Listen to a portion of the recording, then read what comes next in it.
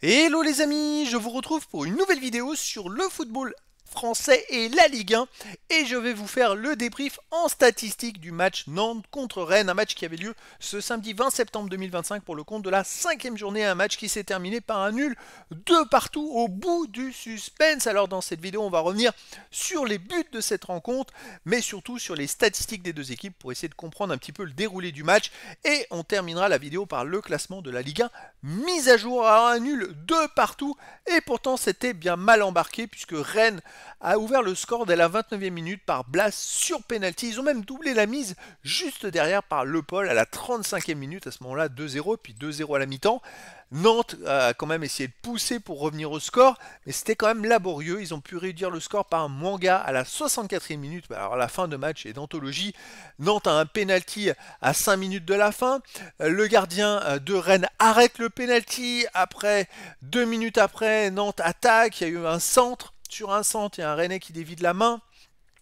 L'arbitre ne siffle pas penalty, la balle va sur le côté, un Nantais recentre, il y a un autre Nantais qui dévie le ballon du bout du pied, ça lobe un Rennais, et c'est El Arabi qui reprend le ballon et qui marque le but à la 96e minute, un but fêté un peu comme une victoire, mais voilà une action, vraiment ça poussait côté nantais, et franchement ça a été une fin de match de fou.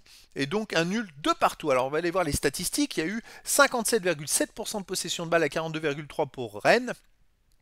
491 passes tentées à 350, 429 passes réussies à 279, 87,3% de passes réussies à 79,7%. Donc collectivement, Rennes a été plus fort même s'il jouait à l'extérieur.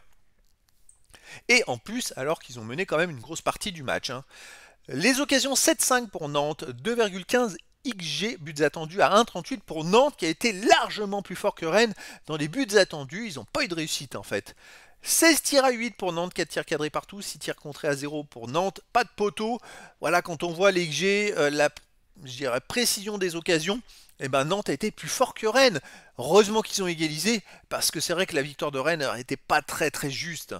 Les autres stats, 3 hors-jeu à 1 pour Rennes, 4 corners partout, 19 centres à 14 pour Nantes, 11 interceptions à 6 pour Nantes, 13 tacles à 9 pour Nantes, 42 duels gagnés à 35 pour Nantes, 2 arrêts partout, 17 fautes à 14 pour Rennes, 3 jaunes à 1 pour Nantes, pas de rouge. Nantes a été devant Rennes dans beaucoup de statistiques et je pense qu'il ne méritait pas de perdre. Vraiment. D'ailleurs, quand on voit toutes les stats, je me dis que si vous avez gagné 2-1, ça n'aurait pas non plus été illogique quand on voit tout ça. Alors le classement de la Ligue 1, Rennes est donc 6ème avec 8 points en 5 matchs, 2 victoires, 2 nuls, 1 défaite, 7 buts marqués, 8 buts encaissés, moins de différence de but. Bon, ils sont toujours plutôt dans le haut du classement, même s'il y a encore des équipes qui n'ont pas joué. De son côté, Nantes est 14ème avec 4 points en 5 matchs, une victoire, un nul, 3 défaites, 3 buts marqués, 5 buts encaissés, moins 2 de différence de but. Bon, ils sont plutôt dans le bas du classement, surtout que les 4 équipes qui sont derrière eux n'ont pas encore joué dans cette journée, donc c'est chaud pour Nantes. Et donc voilà les amis, c'était le débrief en statistique du match Nantes contre Rennes, un match qui s'est terminé par un nul de but partout. Voilà les amis, je vous dis à très bientôt pour une nouvelle vidéo.